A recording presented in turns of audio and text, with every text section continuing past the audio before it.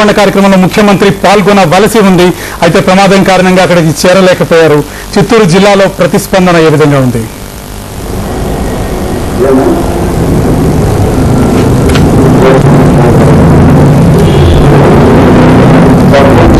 చిత్తూరు జిల్లాలో ఈరోజు రచ్చబండ కార్యక్రమం ఉదయం 9 గంటలకు రచ్చబండ కార్యక్రమం కోసం చిత్తూరు జిల్లా రావాల్సి ఉంది. ముఖ్యమంత్రి రాష్ట్ర వ్యాప్తంగా మొదలయ్యే కార్యక్రమం చిత్తూరు జిల్లాలో అనుపల్లి అనే విలేజ్ లో ప్రారంభించాల్సి ఉంది.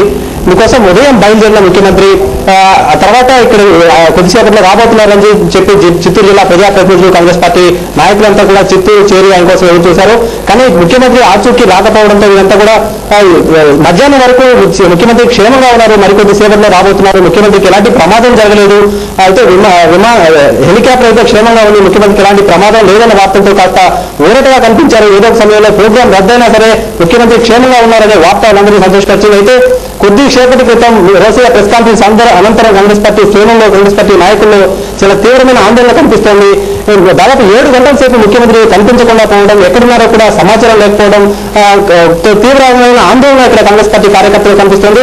తిరుపతి తిరుమల టెంపుల్తో పాటు శ్రీకాళహస్తి ఆలయంలో తిరుపతిలో ఉన్న మిగతా ఆలయాలన్నింటిలో కూడా కాంగ్రెస్ పార్టీ కార్యకర్తలు ఇప్పటికే పూజలు నిర్వహించారు. వైఎస్ క్షేమంగా తిరిగి రావాలి, ఆయనకి ఎలాంటి ప్రమాదం జరగకూడదు అని చెప్పని ప్రత్యేకమైన పూజలు నిర్వహిస్తున్నారు. దీనికి సంబంధించి కాంగ్రెస్ పార్టీ శ్రేణుల్లో ఉన్న ఆందోళన తెలుసుకునే ప్రయత్నం చేద్దాం. PCC joint secretary Naveen Kumar Reddy మనతో ఉన్నారు. సార్ చెప్పండి, మీకు పార్టీకి సంబంధించిన సమాచారం ఉందా? ముఖ్యమంత్రి క్షేమంగా ఉన్నారని మీరు భావిస్తున్నారా?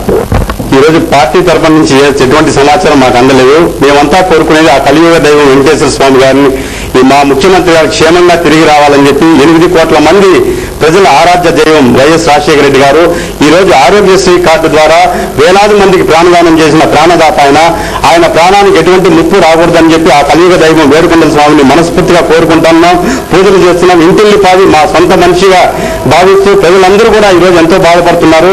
ఈ రోజు రాష్ట్ర ప్రభుత్వంలోని ఉన్నతాధికారులు ఇంటెలిజెన్స్ వర్గాల పూర్తి వైఫల్యం అని చెప్పి ప్రజలందరూ కూడా చెప్తున్నారు. ఇప్పటికైనా అధికారులు స్పందించి వెంటనే గాలింపు చర్యలు